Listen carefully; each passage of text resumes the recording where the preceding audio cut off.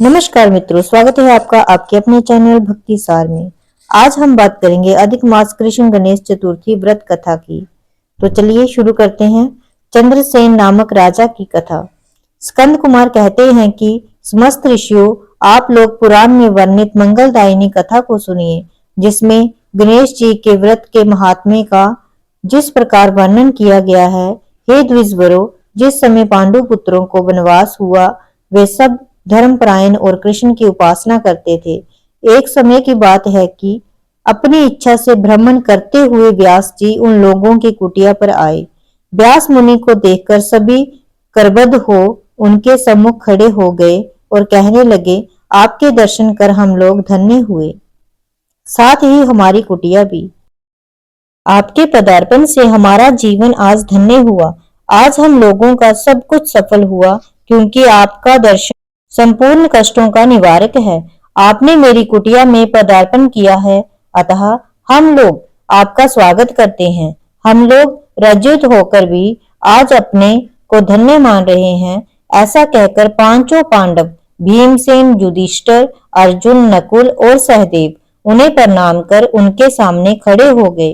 पाद्य अर्घ्य आचमन और आसन प्रदान कर द्रौपदी ने हाथ जोड़कर उनसे कहना प्रारंभ किया, हे मुनिवर, मैं राज रानी होकर भी दुर्योधन की भरी सभा में केश पकड़कर अपमानित हुई और वनवासिनी बनाई गई। अब मैं क्या उपाय करूं जिससे हमारे सभी क्लेशों का शमन हो तथा हमारे शत्रुओं की पराजय हो।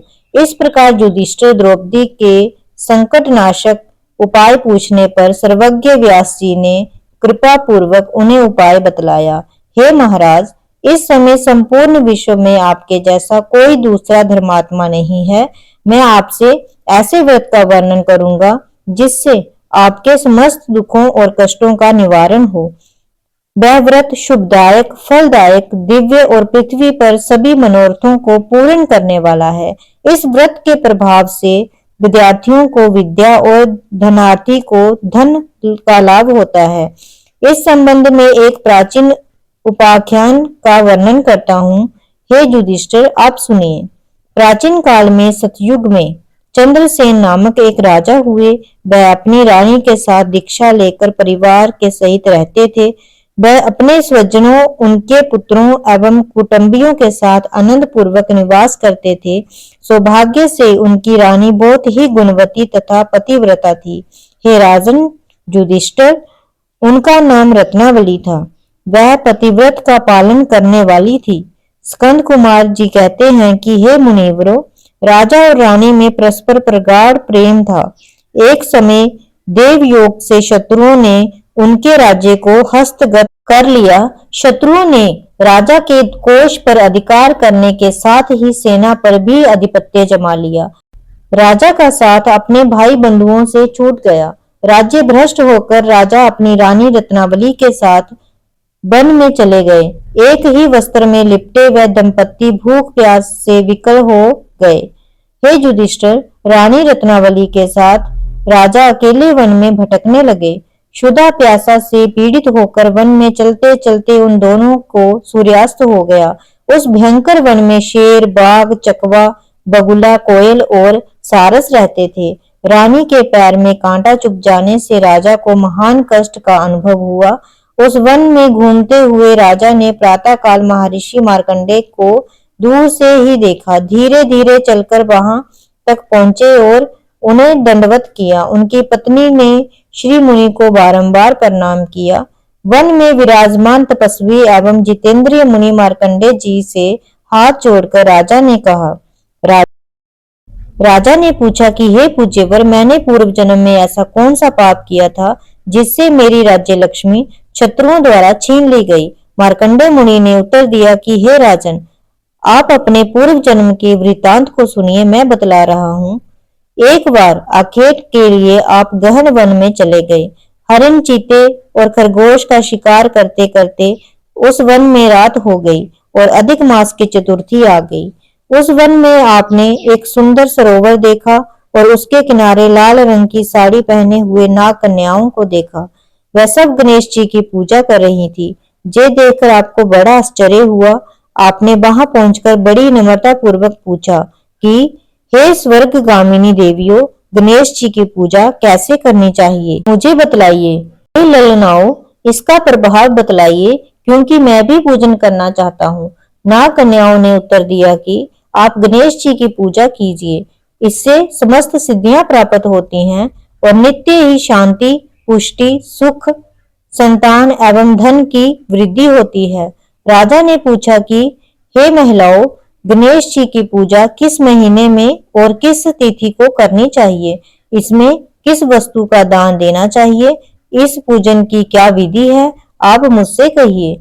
नाग कन्याओं ने उत्तर दिया कि हे राजाधिराज, अधिक मास के कृष्ण पक्ष की चतुर्थी को चंद्रोदय होने पर विधि सहित विघ्न विनाशक गणेश जी की पूजा करनी चाहिए।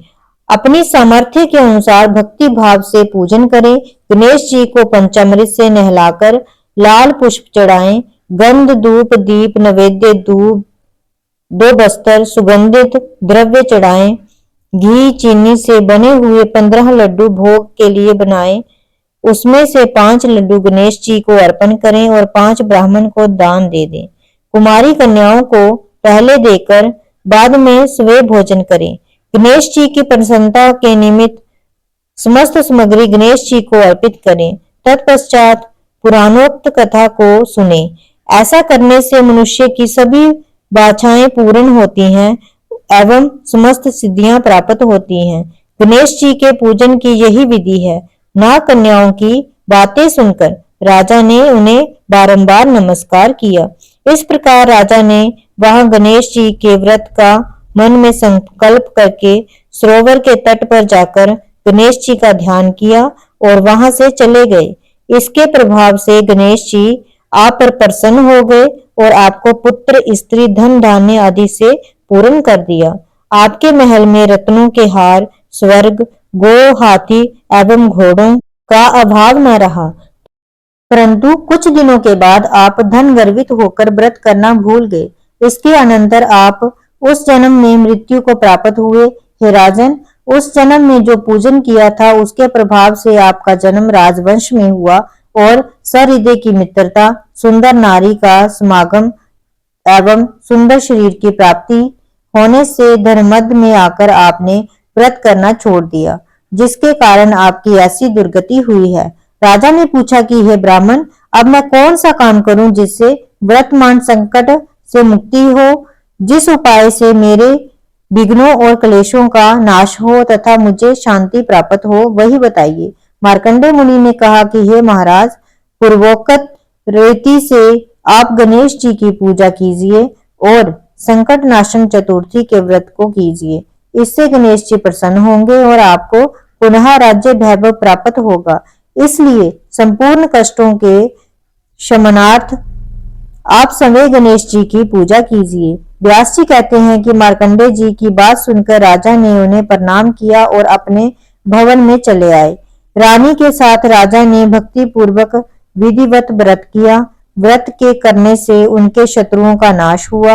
उन्होंने अपना खोया हुआ राज्य पुनः प्राप्त किया। गणेश जी की पूजा करने से सभी वस्तुएं सुलभ हो जाती हैं और सभी कार्य में सफलता मिलती है। स्कंद कुमार जी कहते हैं कि व्यास जी के वचन सुनकर महाराज युधिष्ठिर ने हाथ जोड़कर उनसे फिर पूछा।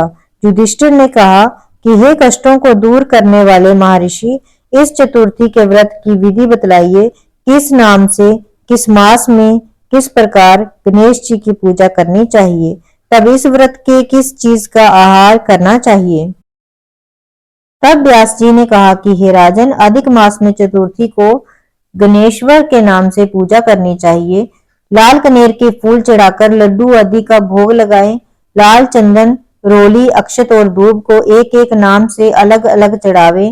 तत्पश्चात विश्व प्रियाय नमः कहकर आचमन, ब्रह्मचारिणे नमः स्नान, गणेश्वराय नमः से बस्तर, पुष्टिदाय नमः से चंदन चढ़ावे, विनायक काय नमः से पुष्प, उमासुताय नमः से धूप, रुद्र प्रियाय नमः से दीप, विघ्ननाशिने नमः से निवेद्य अर्पित करें। फलदात्रे नमः से तांबूल, संकट नाशिने नमः से फल चढ़ाएं। इसके पश्चात विघ्न विनायक गणेश जी की प्रार्थना करें। हे सुंदर मुख वाले गणेश जी, मैं भव बाधा से ग्रस्त, भय से पीड़ित और क्लेशों से संतप्त हूँ। आप मेरे पर प्रसन्न होइए। हे दुख दारिद्र्य को नाशक गणनायक जी, आप मेरी रक्षा करें। हे विघ्नों के विनाशक, आपको बार बार मेरा प्रणाम है।